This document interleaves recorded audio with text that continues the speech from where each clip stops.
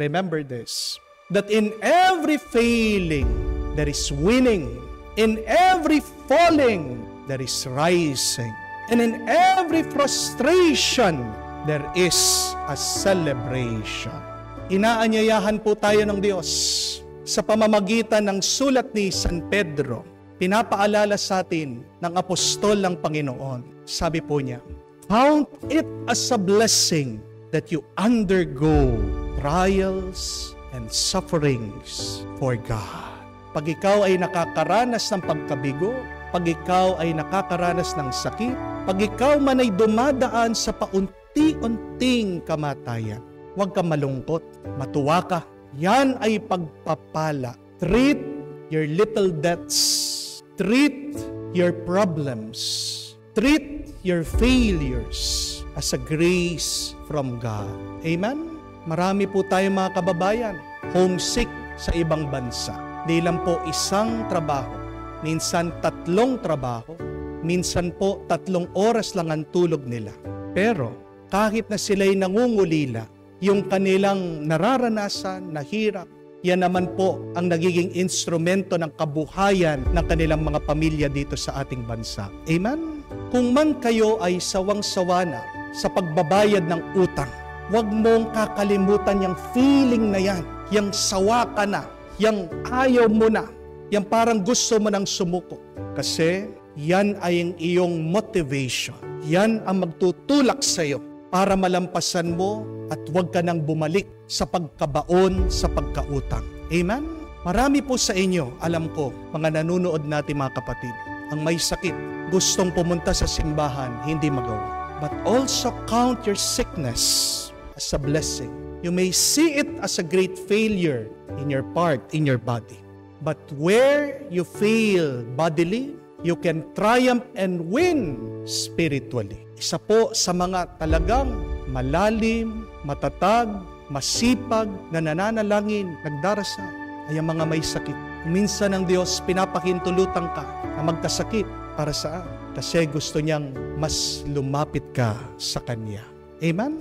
Kung man ikaw ay nag-aalala, meron kang anxiety, okay lang yan. Yakapin mo, tanggapin mo. Kasi maganda na yung meron kang takot sa buhay kaysa sa wala kang takot. Dahil ang mga taong walang takot, pabaya. Your fear is also a blessing. Thank God whenever you feel afraid. But you're reminded to be more afraid of God than to be afraid of your problems. Amen? At kung man po, nasa punto kayo ng buhay nyo ngayon, na iniwang kayo, hiniwalayan kayo, na hindi na kayo binalikan, sabihin nyo, okay lang. Bakit? Kasi at least alam mo kung sino talaga yung totoo na para sa iyo. Remember, it is God who removes people in our lives. Allow people to go far from you kung hindi rin naman sila makakabuti sa iyo. Amen? Remember this good news that even if there is failing, at the other side of it there is winning. Even if there is frustrations, there can also be a celebration. That in every death, there is a new life. May napakaganda pong kwento tungkol po sa isang tao, isang magsasaka. Nagtatanim po siya. Nagtanim po siya para tumubo isang puno ng mansanas.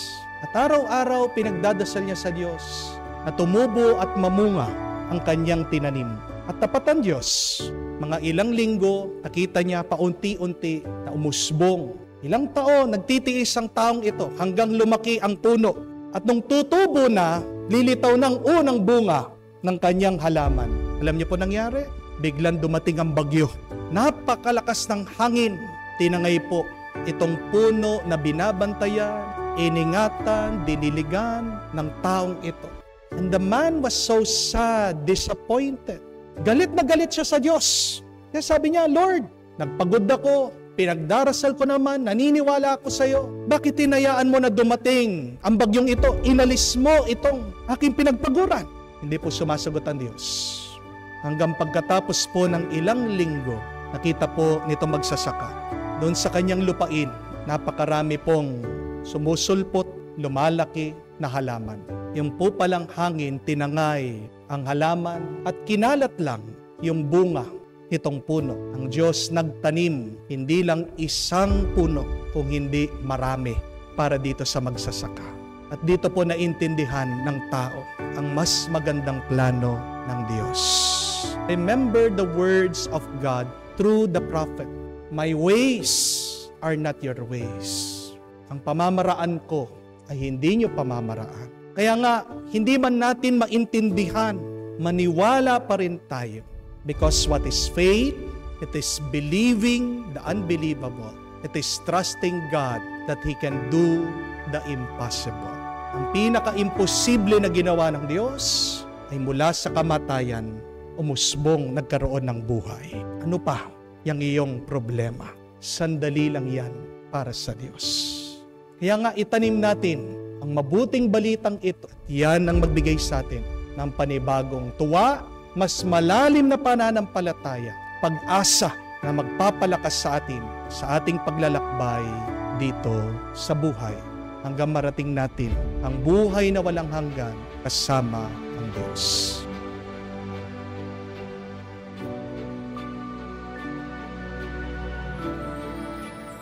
Sana ganong kadali na bagong araw, bagong buhay din. Bagong oras, malinis ang iyong buhay, mawawala lahat ng iyong mga iniisip na pagsubok at suliranin. Sana ganong kadali, pero hindi. Merong carry over Pag natulog tayo, ganun pa rin kagising natin, nandun pa rin yung ating mga obligasyon, yung ating responsibilidad, yung ating mga problema. Sana pag nagbabago ng kalendaryo, nawawala na rin yung mga pag-aalala mo, nawawala na rin yung iyong mga takot, yung iyong mga problema. Pero sadyang ganyan ang katotohanan ng buhay. Hindi po ba? But allow me to encourage you. Please remember this, that problems are a part of life, and solving them is the art of life. Ang problema ay parte ng buhay, at ang pagsagot sa iyong mga problema ay ang ganda ng buhay. Bakit po lalong bumibigat ang ating mga problema sa buhay? Well, first, because you keep on avoiding them. You keep on denying them. No, face them, accept them, embrace them. But secondly, our problems becomes heavier, bigger, because we do not solve them. We do not answer them. We do not find a way to overcome them. Bago po lumaki ang problema, habang maliit pa lang yan, harapin mo na, sagutin mo na. At ang ganda ng buhay ay yung pag nalalampasan mo yung mga problema mo. But I think that is the question for all of us. How can we find the answers to life's many problems? I tell you, my dear friends, hindi po mauubos ang problema natin. Palaging meron. Bata ka, matanda ka, mahirap ka, mayaman ka, maganda ka, may problema ka pa rin. Pag wala kang ganda, mas malaking problema mo. Di po ba? Palagi may problema. Pero yan yung tanong saan kaya tayo makakakita ng pinakasagot? Paano natin malalampasan ang mga sunod-sunod, palaging dumadating na problema at suliranin sa ating buhay? Let us go back to this very beautiful reading that we have coming from the first letter of St. John. Memorize this verse. Ano po ang sabi niya? Beloved, who is the one who conquers the world, but the one who believes that Jesus is the Son of God? Very beautiful. Sino daw ang tao na magtatagumpay na sasakop sa buhay na ito kung hindi ang tao na naniniwala na si Jesus ay ang anak ng Diyos? That is the key, my dear friends. It is our faith in Jesus, the Son of God. And I think that we should really ask ourselves, do I believe that Jesus is the Son of God? Do I believe in the deepest of my heart? Do I believe in my mind, with all of my soul, with all of my strength, that there is nothing impossible with God? Be honest with yourself. Do you believe Or there is still some doubt? Buo ba talagang iyong paniniwala? O meron pa rin pagdududa? Baka lang iniisip mo, pero hindi ka naniniwala. Magkaiba po yun. Baka sinasabi mo lang, pero hindi nararanasan ng iyong kaluluwa. Dahil maaaring iba ang iyong iniisip, sinasabi, sa iyong nararamdaman. Where do you put your faith in? Saan ka talaga nagtitiwala? Tanong mo yun. Maging honest ka. At pag nakita mo, pag nasagot mo na talagang hindi buo ang paniniwala mo sa Diyos, then ask for more faith. Because you cannot conquer your problems without a full, strong, and deep faith in Jesus, the Son of God. May napanood po akong interview. Di ko alam kung napanood nyo din. Kay Boy Abunda. Ini-interview po niya si Alessandra De Rossi. May napakaganda siyang tanong sa kanya. Sabi ni Boy Abunda, kung makakakita ka ng 1,000 of fireflies na maraming alitap-tap, sabi nila, pag nag-wish ka, magkakatotoo. Ano ang iwi-wish mo? Alam niyo po, very honest. Totoo naman, tapat yung sagot ni Alessandra De Rossi. Yung artista, sabi niya, ako, Kuya Boy, ang iwi-wish ko, maraming pera. Kasi tumatanda na tayo. Kasi sino ba yung hindi nangangailangan ng maraming pera para yung tambay-tambay ka na lang, wala ka nang ginagawa? O nga naman po, no? Kung bubuksan yung puso mo, ano makikita ng Diyos? Ano talaga yung gusto mo? Let us be honest. At marami sa atin, marami po sa inyo. Palagi nagpapadasal. Yan yung isang malaking problema. Palagi hinihingi pera para wala na akong iniisip sa aking health, sa aking babayaran, sa aming kakainin, sa aming mga pang-araw-araw na pangangailangan. That is a very honest question. There is no judgment there. But let us also be honest. See? Where do you put your trust in? Sinasabi mo, you trust God. And yet, what do you seek? Naniniwala ako, I trust the Lord. Pero yan yung palagi mong hinahanap, pera. Baka nakalimutan na natin ang salita ni Jesus. Seek first the kingdom of God and everything will be given to you besides. Unahin mo lang palagi ang Diyos. Uunahin din ng Diyos ang iyong pangangailangan. Bakit hindi pa dumadating ang maraming grasya? Yan yung problema. Hati ang iyong paniniwala sa Kanya. May pagdududa ka. Wala pa rin sa puso mo ang Diyos. Hindi naman pera palagi ang susi sa ating mga problema. You can do a lot of things with money and yet not everything. Amen? Nabalitaan niyo po ba yung anak na mga Samsung, yung mga pinakamayaman na Koreano, nagpakamatay? Pag sinabi mo daw Samsung sa ibang bansa, sila yung may-ari ng lahat. Building, maraming lupain, maraming pera, maraming sasakyan, everything. They are very powerful. But see, nandun na lahat dun sa anak nila. Limpak-limpak na pera. Lahat na magagawa niya, lahat ng gusto niya. Pero bakit nagpakamatay? Because it is not money that conquers the world. It is not money that solves the problem. Until when will we understand that? Kumuha po kayo ng dolyar.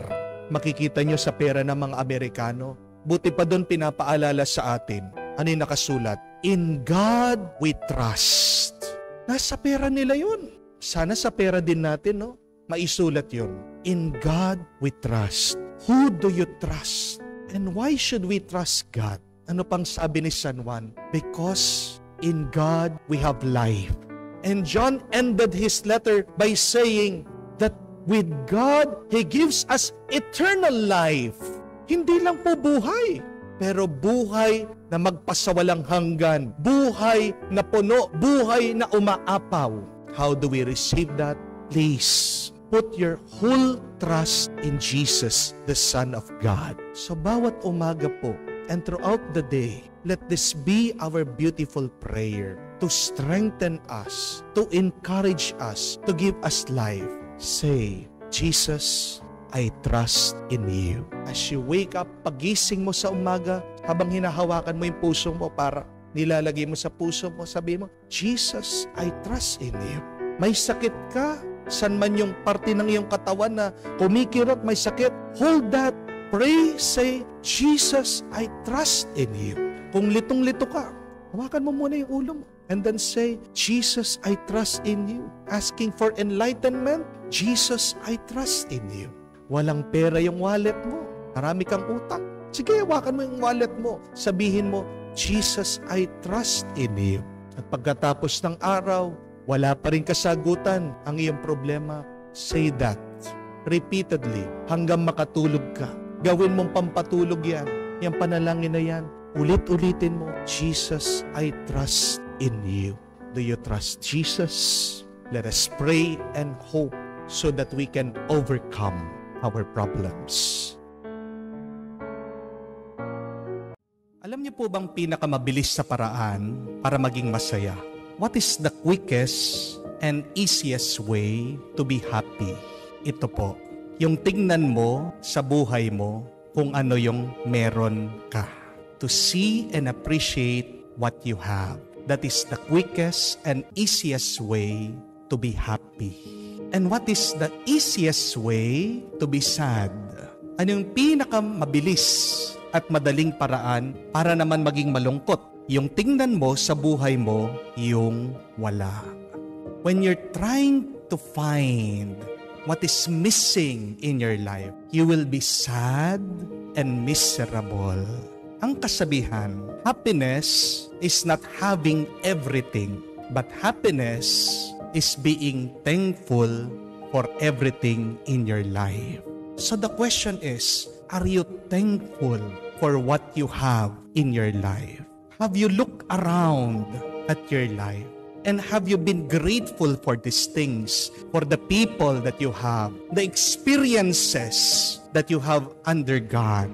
Dahil kung hindi mo pinapansin, tinitignan, pinapasalamatan ang mga bagay-bagay sa buhay mo, magiging malungkot ka. Amen? Remember that gratitude is a free antidepressant. Meron po mga ibang tao, depressed, may sakit. Ang sakit nila, chronic sadness. Palaging nalulungkot. At ano po ang binibigay ng doktor? May gamot silang pinapainom sa kanila. Pero hindi mo kailangan uminom ng gamot para maging masaya ka. Napakasimple lang. Manatili ka, buksan mong iyong mata, buksan mong iyong tenga, buksan mong iyong puso, at tanungin mong iyong sarili, ano ba ang nandirito sa aking buhay? Sino ba ang nandirito sa aking buhay? Ano na ba ang aking nagawa sa buhay?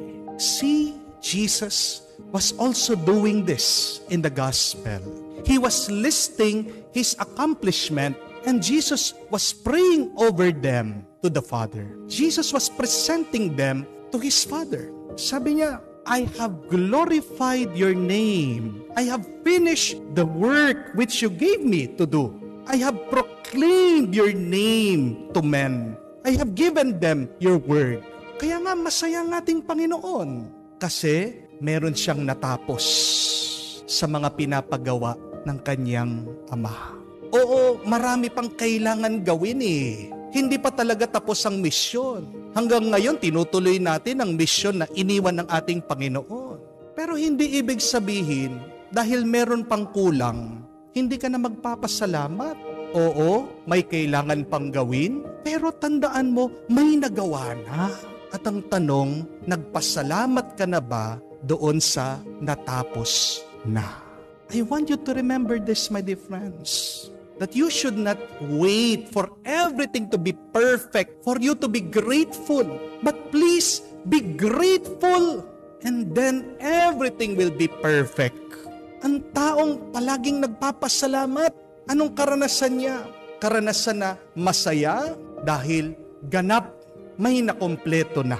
Ang problema sa atin, pag dumadaan tayo sa problema, nawawalan tayo ng pag-asa.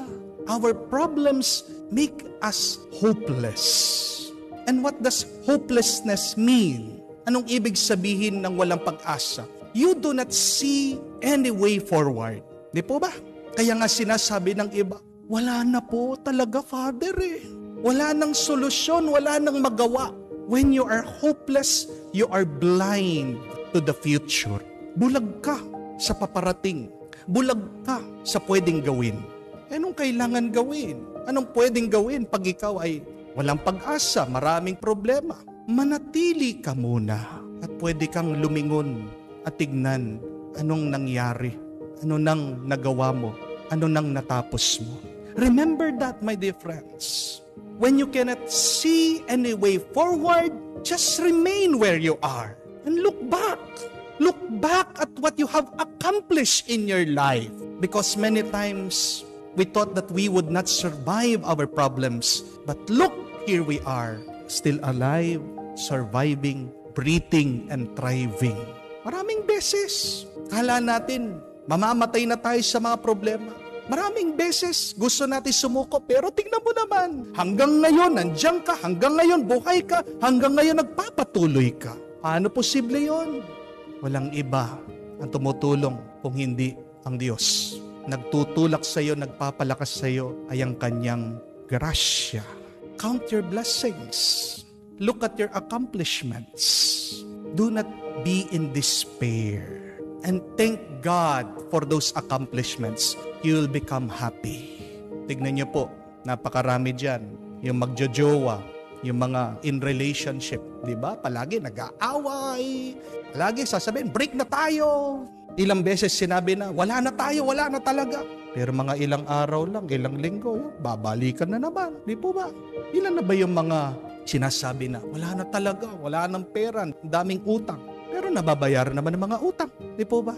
Bigla-bigla, dumarating yung pambayad sa utang. Nagkakaroon ng pera, pambayad sa utang. Nakakayanan naman. Hindi naman nakukulong dahil sa utang. Yung mga iba, nawawala ng pag-asa dahil may sakit. Pero nakakalimutan yung mga napakaraming beses din na nagkasakit tayo. Nagkasakit ka dati, gumaling ka, gagaling at gagaling ka pa. Kung maniniwala ka, kung aalagaan mong yung sarili, mangyayari. Kung posible nun, bakit hindi posible ngayon? Hindi po ba? Kaya nga, huwag tayong masyadong mag-alala. Ang kailangan mong gawin, manatili ka lang kung nasaan ka. Mas maganda, manatili ka sa Diyos. Tignan mo kung ano ang nandyan sa iyong buhay. Pasalamatan mo ito sa Diyos, mararamdaman mo ang tuwa at saya. Natandaan mo, hindi ka hahayaan ng Diyos na magpatuloy sa problema mo na walang grasya. When there are problems, God will give you enough grace to tackle those problems, to solve those problems. If you have solved problems in your life before, you can solve your problems still now through your perseverance and through God's grace.